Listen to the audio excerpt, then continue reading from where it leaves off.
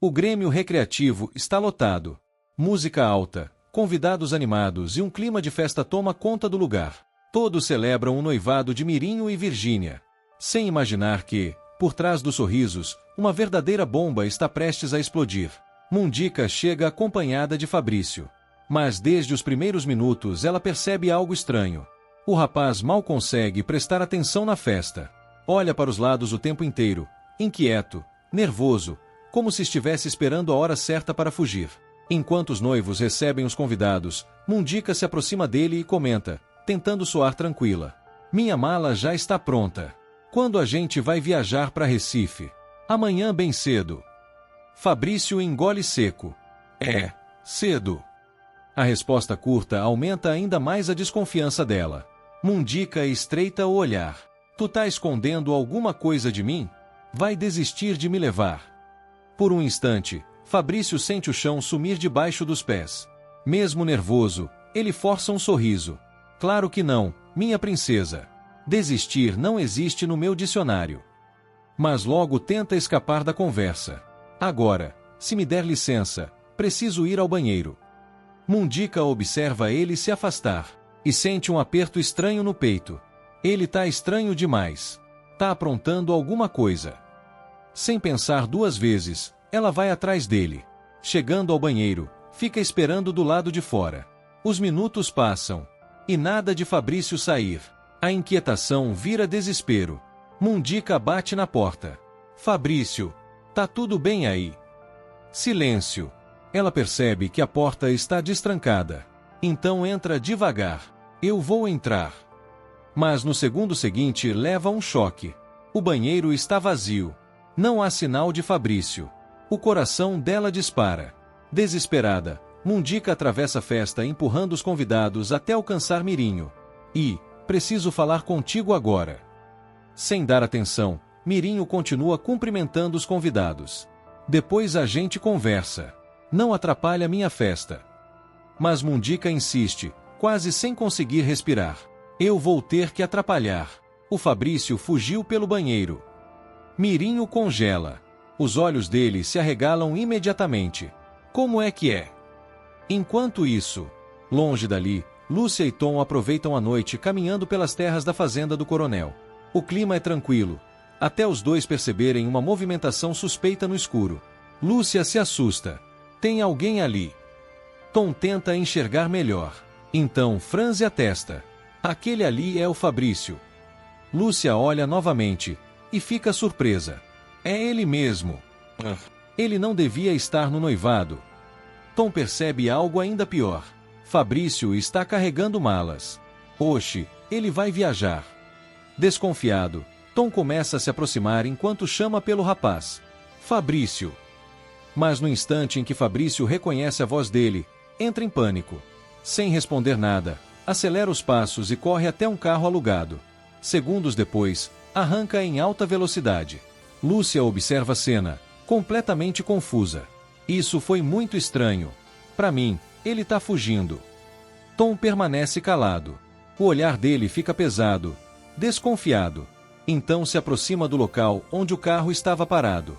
Perto das marcas dos pneus, ele encontra um papel jogado no chão. Lúcia se aproxima rapidamente. O que é isso? Tom lê o documento e sente o sangue gelar. É o contrato do carro que ele alugou. Ele pausa por um instante. Tá marcado aqui que a devolução vai ser em Natal. Enquanto isso, no Grêmio Recreativo, o desespero toma conta de Mirinho. Virgínia tenta acalmá-lo, sem imaginar a gravidade da situação. Deixa disso. O Fabrício deve ter saído escondido para encontrar alguma moça.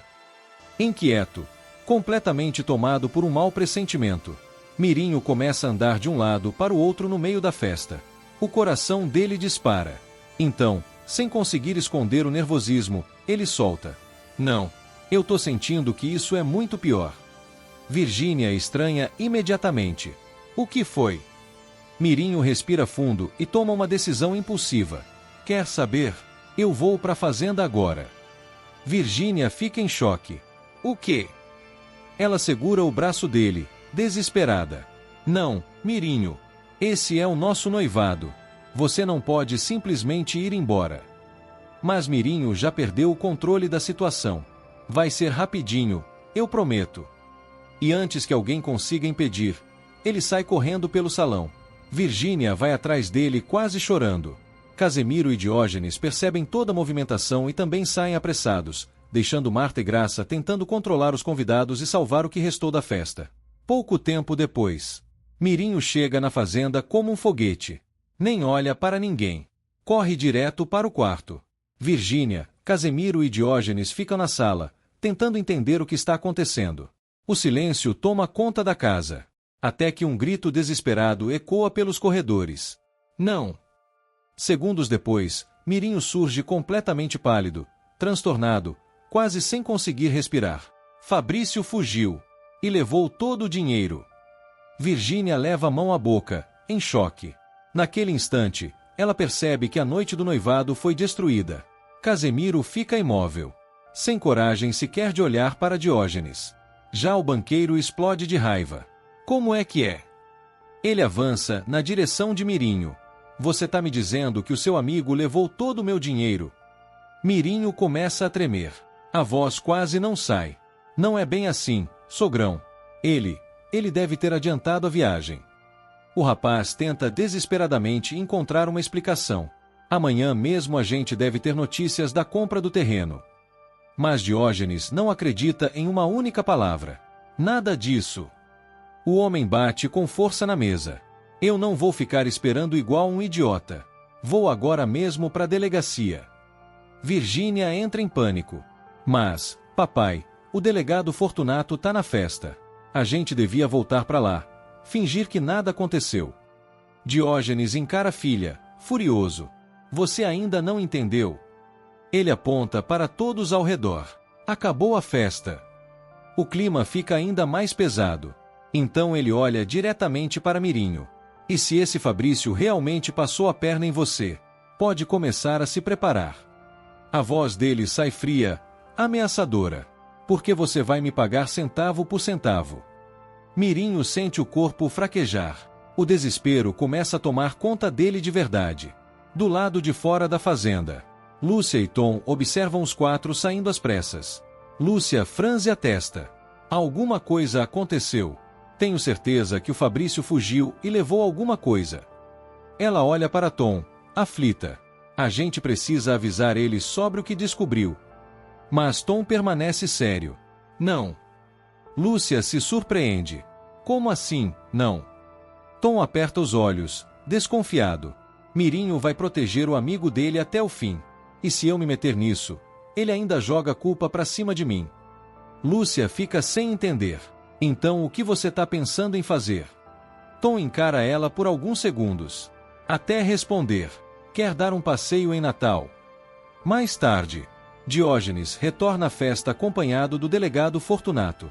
O banqueiro manda Marta e Graça encerrarem tudo imediatamente e expulsarem os convidados. A música para. O clima de celebração desaparece completamente. Na delegacia, Diógenes faz a denúncia formal contra Fabrício.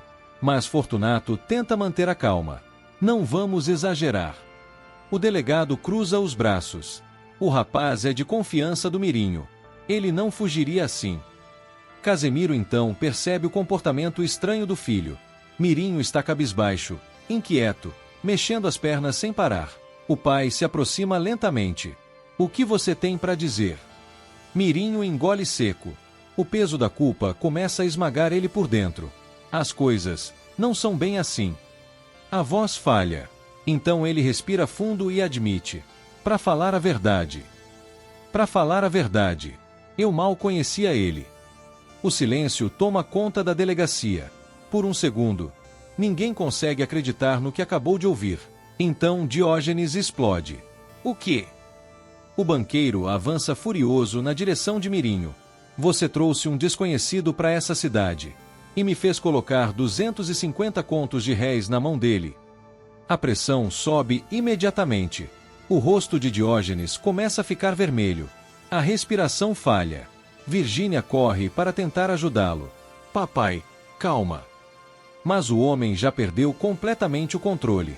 Casemiro encara o próprio filho com uma mistura de vergonha e revolta. Dessa vez você passou de todos os limites. A voz dele sai pesada. Tá vendo onde essa obsessão por aquela maldita tecelagem levou você? Mirinho sente o chão girar sob seus pés. O peso da culpa começa a esmagar ele. Naquele instante, Graça e Marta chegam desesperadas à delegacia. As duas param em choque ao descobrir toda a verdade.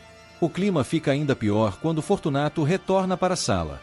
O delegado segura alguns papéis nas mãos. Acabei de ligar para a central. Todos olham imediatamente para ele. Então vem a bomba. Esse Fabrício é um golpista procurado. Virgínia leva a mão à boca. Marta fecha os olhos em desespero. Fortunato encara Mirinho, incrédulo. Sinceramente, me surpreende você fechar negócios sem investigar o passado desse rapaz. Aquilo é a gota d'água para Diógenes. Fora de si, ele segura Mirinho pelo paletó e começa a sacudi-lo. Você acabou comigo. Graça, Marta e Virgínia tentam separar os dois. Mas Casemiro permanece parado, assistindo tudo sem mover um dedo. Ofegante, quase sem voz de tanto gritar, Diógenes aponta o dedo para Mirinho. Você vai pagar. Ele repete, tomado pelo ódio. Vai pagar cada centavo. Mirinho engole seco. Completamente derrotado, responde. Claro. Papai passa no banco amanhã. Mas Casemiro corta imediatamente. Eu não vou dar um centavo sequer. Mirinho olha assustado para o pai, sem acreditar no que está ouvindo. Então o coronel continua. Para pagar essa dívida, você vai trabalhar como uma pessoa honesta. Mirinho quase entra em pânico. Eu trabalhar. Mas minhas mãos não aguentam. Casemiro encara o filho friamente. Já passou da hora dessas mãos criarem calo. Ele se aproxima devagar. Talvez assim você aprenda o verdadeiro valor das coisas nessa vida. Virgínia então toma coragem. Indignada, ela segura a mão de Mirinho. Não, o Mirinho não vai pagar isso sozinho. Ela ergue a aliança diante de todos. Essa aliança significa que nós somos um só agora. Diógenes solta uma risada amarga. Ótimo! O olhar dele endurece. Então o casalzinho vai trabalhar para mim. Mirinho e Virgínia se encaram assustados. Os dois vão trabalhar no caixa do banco. Diógenes continua. E cada centavo do salário vai ser usado para pagar a dívida de vocês. As palavras atingem Mirinho como uma facada. O rapaz começa a perder o ar. A visão fica turva. E segundos depois, desmaia nos braços do pai. Os dias passam. E a humilhação começa. Enquanto Tom e Lúcia viajam para Natal tentando encontrar Fabrício, Mirinho e Virgínia iniciam a nova vida no banco de Diógenes. Uma vida completamente diferente da que estavam acostumados. Pela primeira vez, precisam trabalhar de verdade. Mas a situação rapidamente vira motivo de chacota na cidade. Mirinho mal consegue fazer contas simples. Virgínia se atrapalha com os clientes. Os dois são lentos, inseguros, desajeitados. E isso vira diversão para muita gente. Os rapazes e moças da cidade começam a frequentar o banco só para assistir ao vexame dos antigos queridinhos da cidade. Os cochichos aumentam. As risadas também. Cada erro de Mirinho e Virgínia vira motivo de humilhação pública. Enquanto isso, em Natal, Tom e Lúcia enfrentam dificuldades para encontrar Fabrício. Os dias passam, e nenhuma pista concreta aparece. Cansados e frustrados, os dois acabam desistindo temporariamente da busca. Então decidem aproveitar o último dia na capital antes de voltar para casa. Tentando esquecer por algumas horas toda a confusão, Tom e Lúcia decidem aproveitar a última noite em Natal. Os dois entram em um restaurante elegante. Mas o lugar também funciona como cassino.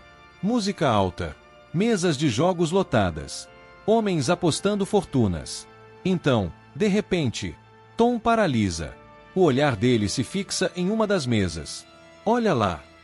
Lúcia acompanha a direção do olhar dele. E leva um susto.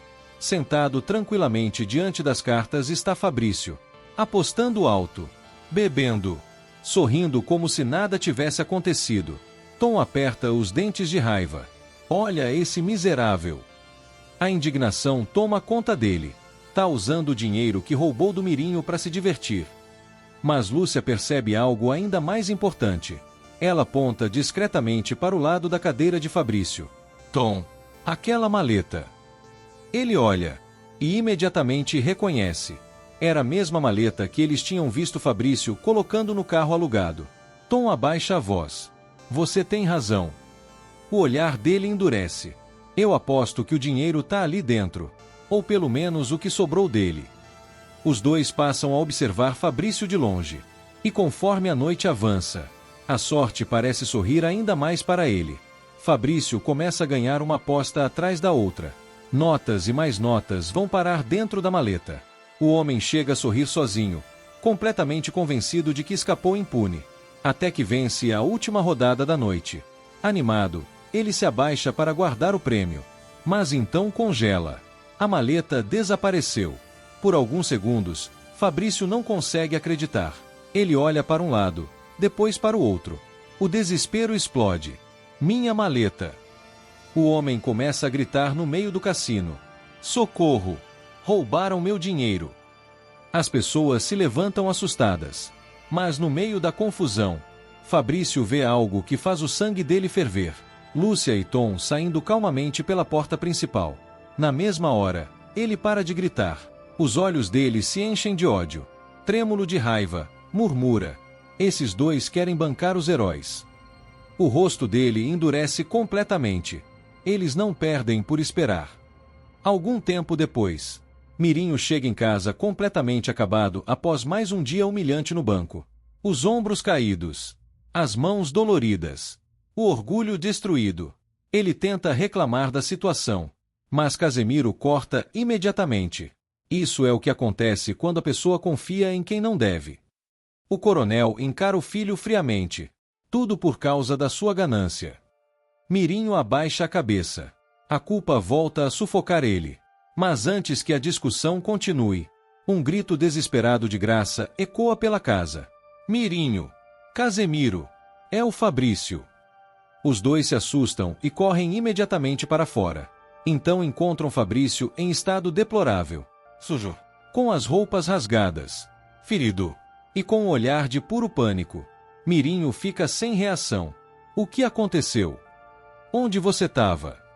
Fabrício respira com dificuldade. E então dispara. Foram Tonho e Lúcia.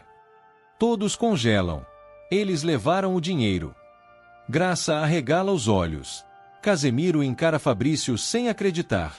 A notícia cai como uma bomba. Pouco depois, a confusão toma conta da delegacia.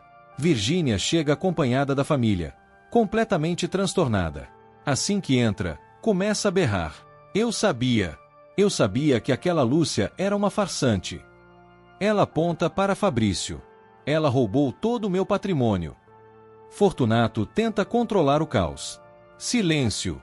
Todo mundo em silêncio. Então olha para Fabrício. Continue. Fingindo estar abalado, Fabrício começa sua mentira. Eu descobri o que eles estavam planejando. E fui até a fazenda tentar impedir. Ele baixa a cabeça como se estivesse traumatizado. Mas quando cheguei lá, o Tonho me atacou. Virgínia leva a mão ao peito. Fabrício continua. Quando acordei, estava preso numa casa estranha. Ele força a voz trêmula. Mal consegui escapar. Casemiro fica profundamente abalado. Eu não consigo acreditar nisso. Então algo vem à cabeça dele. Agora faz sentido. O coronel fecha os olhos por um instante. Eu estranhei quando Tom pediu aqueles dias de folga. Virgínia explode novamente. E a Lúcia também desapareceu. Ela encara todos ao redor. Foram eles. Levando as mãos ao rosto, completamente desesperado, Mirinho começa a andar de um lado para o outro dentro da delegacia. A essa hora, eles já devem estar longe do país. A voz dele falha. Meu Deus, quem diria? O clima no local é pesado. Todos acreditam que Tom e Lúcia fugiram com o dinheiro. Mas então, a porta da delegacia se abre de repente. E o silêncio toma conta do lugar. Lúcia e Tom aparecem diante de todos. Virgínia arregala os olhos.